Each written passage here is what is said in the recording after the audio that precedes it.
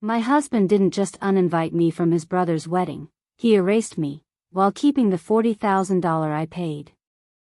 That was the moment I realized I was married to a man who thought my silence was weakness.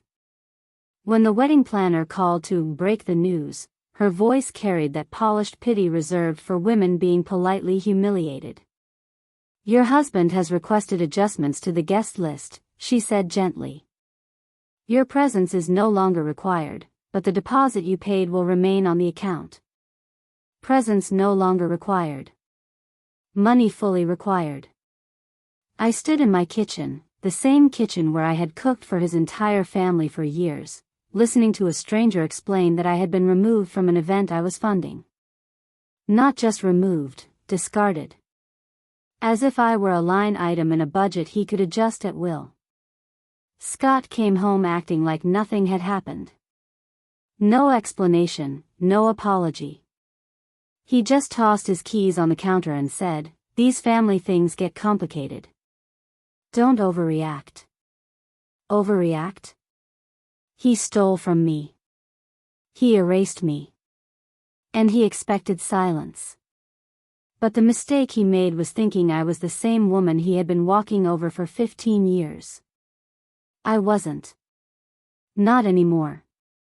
Before we continue, I want to thank you for being here to share stories of women reclaiming their power. If you believe that self-respect matters more than empty promises, please consider subscribing. It's free and helps us reach more women who need to hear this. Now, let's see how this unfolds. His family followed quickly after, each call more manipulative than the last. His mother's voice dripped with false diplomacy as she said, "Darling, weddings are stressful. Sometimes it's best to step aside for the greater good." Step aside? I paid for the venue, the decor, the catering, and suddenly I was an inconvenience to be quietly removed. His sister chimed in next, suggesting I should be relieved to avoid wedding drama. As if having my money stolen and my dignity trampled was some kind of favor. But the real fracture came when Sarah, the bride, called me personally. Her tone was sweet, rehearsed, dripping with gratitude that wasn't hers to give. "Thank you for being so understanding," she said. "What matters most is Frank's happiness." Understanding? I hadn't agreed to anything. Happiness? They bought it with my money. What none of them realized was that while they were busy erasing me, they were standing on a foundation I built. A foundation they were about to watch collapse under their own betrayal.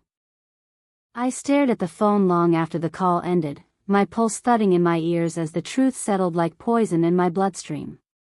My husband hadn't just erased me, he had done it quietly, strategically, as if I were some disposable accessory he could remove when it didn't match his family's perfect picture. The shock didn't come from being uninvited. No. It came from the cold, calculated detail that he kept the money. My money. $40,000, earned from nights I slept in my office, years I clawed my way through an industry ruled by men who never expected a woman to rise above them. I had risen anyway. But somehow, the man sleeping beside me every night never noticed the empire I'd built, or perhaps he noticed too well. I pushed my chair back, the leather sighing beneath me as phoenix heat pressed against the office windows. The city glittered like an empire I had forged with my own blood, yet the one person I trusted most treated me like an ATM with a pulse. My hands trembled, not from fear, but from the dawning awareness that this betrayal didn't happen yesterday. It had been growing like a crack beneath polished marble, invisible until the moment everything shattered. When I finally gathered the courage to call the coordinator back, her tone softened the moment she heard my voice. "Mrs. Hale, is everything all right?" No. Nothing was all right. Not anymore. But I steadied my voice. I always did. "Could you repeat the instructions you received from my husband?" Her hesitation told me everything before her words did. "He asked us to remove your name from all lists, but to keep your payment active. So clean. So practiced. Almost businesslike. He had spoken in the tone of a man signing a contract, not dismantling a marriage. I leaned back, swallowing the burn rising in my throat. I remembered the nights he told his family I helped with events, as if my company wasn't one of the largest hospitality networks in the state. I remembered the dinners where his mother praised his stability, while ignoring the woman who funded half their vacations. I remembered every moment I shrank myself so he could feel bigger. But now? Oh, now the shrinking was over. A soft knock interrupted my spiraling thoughts. My assistant stepped in, worry lining her face. "You have 3 vendors on hold," she said. All confused. All nervous. Something's happening behind the scenes. Yes. Something was happening. And for the first time, I was seeing it clearly. I dismissed her gently and stood, crossing the office to the floor-to-ceiling window. The skyline stared back at me, sturdy, unshakable, built brick by brick. Just like me. And suddenly a thought sliced through the chaos with terrifying clarity. If my husband believed he could erase me from his family's narrative, he had forgotten who built the stage they were performing on. The betrayal burned now, not as pain, but as fuel. He wanted a wedding without me? He had no idea what that would cost him. The moment I stepped out of my office, the air felt heavier, thick with a truth I'd ignored for far too long. My marriage had been rotting quietly, politely, beneath layers of forced smiles and swallowed protests. And now, with one phone call, the rot finally surfaced. As I walked down the hallway lined with framed awards, industry recognitions my husband never bothered to understand, I felt a strange calm settle over me. It wasn't peace. It was clarity. The clarity that comes when a woman realizes the person she trusted most has been studying her weaknesses, not her heart. My phone buzzed again. Another vendor. Another conflicting instruction. Another confirmation that my husband had moved through my world like a thief tiptoeing through a museum he didn't belong in. Except he didn't steal jewelry or art, he stole respect, presence, and a seat at a table I paid for. I answered with a steady voice, though my pulse hammered beneath the surface. "Mrs. Hale," the florist began, uneasy. "Your husband told us you wouldn't be attending. But he also insisted the premium arrangements remain unchanged." It felt strange, so I wanted to verify. Strange? No, it was insulting. Strategic. Cowardly. I thanked her calmly, but beneath the surface, something shifted. Not anger, anger is too soft. What rose inside me was precision. The same precision I used when closing multi-million-dollar contracts, when negotiating with CEOs who underestimated me until they were signing documents with shaking hands. If my husband thought he was capable of manipulating my world, he had forgotten, I built this world. When I returned to my office, my assistant had neatly placed 3 folders on my desk. "All vendors involved with your husband's requests," she said quietly. "And there's something else." She hesitated, choosing her words carefully. She knew me well enough to fear the wrong phrasing. "Every company he contacted operates under your holdings. Directly or indirectly." I froze. Then laughed. A sound with no warmth, just revelation. My husband had tried to erase me using businesses I owned. He had walked into a kingdom he didn't realize had my name carved into its foundation. I opened the folders one by one, photographers, planners, caterers, all unknowingly tangled in his deceit. Each contract bore the unmistakable watermark of my corporation's reach. If Scott wanted a wedding without me, he had chosen the wrong battlefield. Just as I processed this, my phone lit up with a text from him. Stop overreacting. It's just one event. Don't make this dramatic. My hand tightened around the device until my knuckles ached. This wasn't an overreaction. This wasn't drama. This was revelation. The kind that splits a life cleanly into before and after. As I stared at his message, another thought crystallized, sharp, metallic, unstoppable. He didn't just remove me from a wedding. He removed me from my own worth. And now, I was done asking anyone to see it. I would make them see it. The calm inside me solidified like steel. The woman he tried to erase was about to become the storm he could never escape. Before I confronted Scott, I wanted every fact, every contract, every thread of his deception mapped out with surgical accuracy.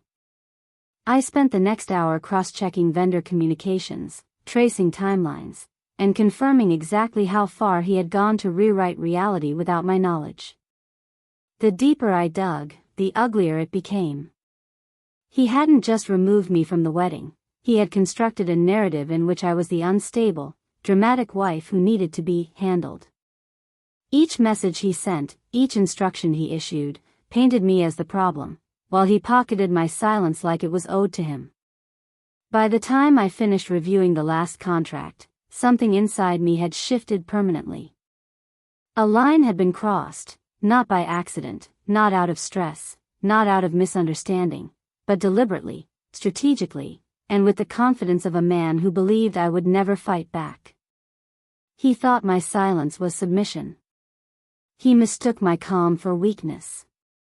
And worst of all, he mistook my love for him as permission to walk through my life like a thief who owned the place. My phone buzzed again, this time, a call from Desert Ridge Catering. Mrs. Hale, I'm sorry to bother you, the manager stammered. We received instructions from your husband to downgrade half the menu. He said you agreed to cut back costs, but your signature was never added. The request seemed inconsistent with your usual standards, so I wanted to confirm. Inconsistent? Yes. A woman funding an entire wedding being quietly erased? Very inconsistent. Do nothing, I replied calmly. No changes without my approval. My voice didn't shake. Not once. Because this time, I wasn't reacting, I was calculating. I ended the call and stared out the window of my office, watching the city move far below me, cars weaving through traffic, buildings gleaming under the morning sun, people rushing to their jobs. This was my world. My territory.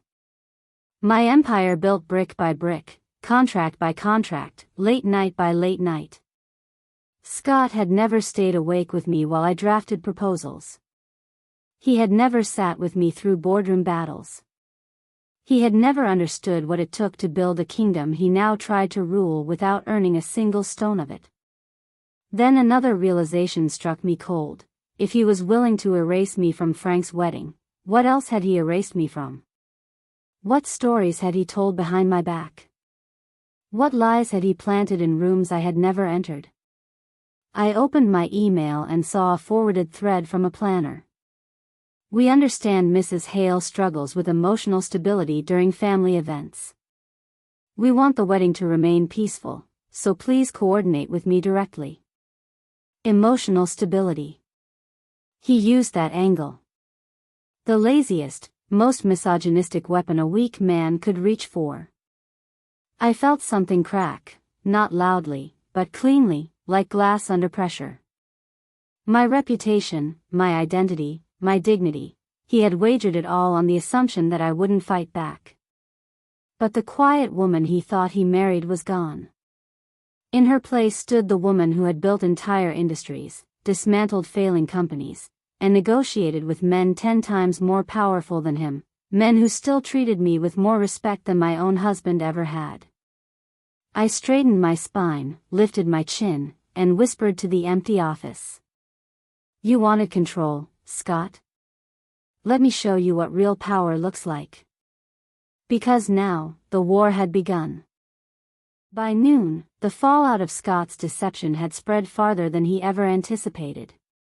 My office filled with evidence, emails, call logs, vendor summaries, every breadcrumb of the narrative he had built to erase me. When Marcus, my legal advisor, stepped into my office after reviewing the documents, he didn't even sit down. He simply said, "This isn't family drama, Olivia. This is financial misrepresentation and character defamation. If he signed anything in your name, or implied financial consent, you're dealing with a potential felony."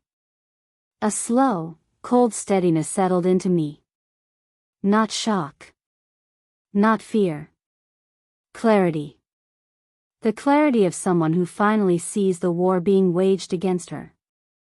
Marcus continued, "You need to control the narrative now. Before he does something even more reckless." Reckless. He already had, but Marcus didn't know the full extent. Another email hit my inbox at that exact moment.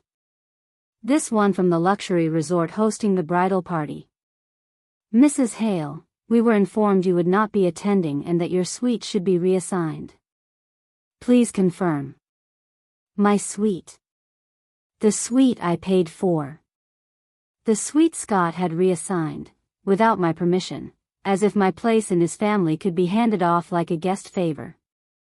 I felt my jaw tighten. That wasn't a mistake. That wasn't confusion.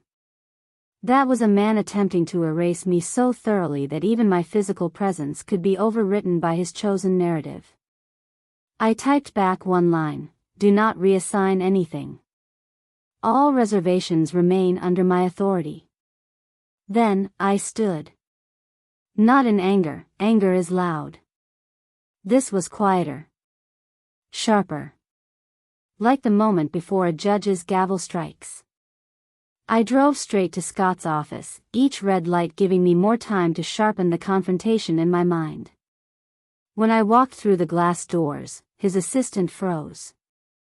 She had seen me many times before, but today her eyes widened like she sensed the storm behind my calm expression. "Is he inside?" I asked. She nodded. I didn't wait for permission. I opened his office door and stepped inside without knocking. Scott looked up from his laptop, irritation already forming.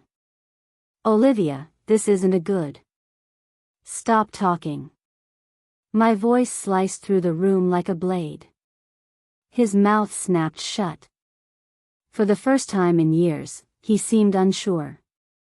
I walked to his desk and placed the stack of printed emails in front of him. "Do you want to explain," I said slowly, "why half the wedding industry thinks I'm mentally unstable? Or why vendors were told I agreed to be removed from every decision? Or why you reassigned a suite I paid for? Or, my personal favorite, why you kept my $40,000 while erasing me like I was a stain on your reputation?" Color drained from his face. "Olivia, you're overreacting. Choose your next words carefully," I warned. "Because every sentence you speak will determine how much of your life survives the consequences of what you've done." He swallowed. For the first time, he understood. I hadn't come for answers. I had come for the truth, and for power he never imagined I possessed. The office felt like a courtroom with no judge, no jury, only the accused, and the woman he thought he could silence. And I wasn't silent anymore. Scott opened his mouth, but no words came out, not ones he could defend, not ones he could hide behind. He reached for the papers, scanning them with trembling fingers, his confidence peeling away with every line he read. Each email, each vendor note, each contradictory instruction he had issued without my consent became an exhibit in the silent courtroom forming between us. His face tightened, pale around the edges, and for the first time I realized something chilling. He had never expected me to confront him with evidence. In his mind, I was the quiet wife. The forgiving wife. The wife who absorbed humiliation the same way she absorbed responsibility, silently, invisibly, completely. But that woman was gone. You were supposed to stay out of this, he muttered finally, bitterness rising in his throat like bile. I told you, it was about keeping the peace. You make everything dramatic. I laughed, short, cold, humorless. Dramatic? Scott, you didn't just uninvite me. You restructured an entire event to erase me. You manufactured a narrative about my emotional instability. You reassigned my hotel suite. You impersonated my authority with vendors. And you took my money. His jaw clenched. It was a gift. No, I said, stepping closer. A gift is given freely. You stole it. And then you built a fictional version of me to justify your theft. I watched the truth land. Heavy. Unavoidable. Uncomfortable. He broke eye contact first. That was when I placed the final document on his desk, a notarized packet he wasn't expecting. What's this? He asked. An official record, I said, of every instruction you gave vendors. Every misrepresentation you made. Every financial decision you executed without legal authority. Signed statements from planners. Contracts showing your unauthorized interference. And a timeline compiled by our attorney. His eyes grew wider as he flipped through it. You're building a case? No, I corrected. I already built one. I let him absorb that. Let him understand that the woman he erased had been writing her comeback in ink darker than his betrayal. I'm filing for legal separation, I continued, my voice steady. You will no longer access my accounts. You will no longer speak on my behalf. And you will certainly never use my name to manipulate anyone again. Panic broke across his face like cracking glass. Olivia, wait, don't do this. We can fix it. I'll apologize. You won't fix this, I said sharply. Because you don't fix rot. You remove it. Silence fell heavy between us. The silence of an empire reclaiming its ruler. The silence of a woman stepping into the power she had forgotten she owned. That I walked out of his office without waiting for another excuse. And with every step down that hallway, I felt myself returning to the version of me he had tried to bury, the strategist, the builder, the woman who rose without permission, the woman who would never again be erased. That if this story of earned justice had you hooked from beginning to end, hit that like button right now. My favorite part was when Maya stepped behind her mother's leg in that parking lot, choosing safety over performance. What was your favorite moment? Drop it in the comments below. Don't miss more empowering stories like this. Subscribe and hit that notification bell so you never miss an upload.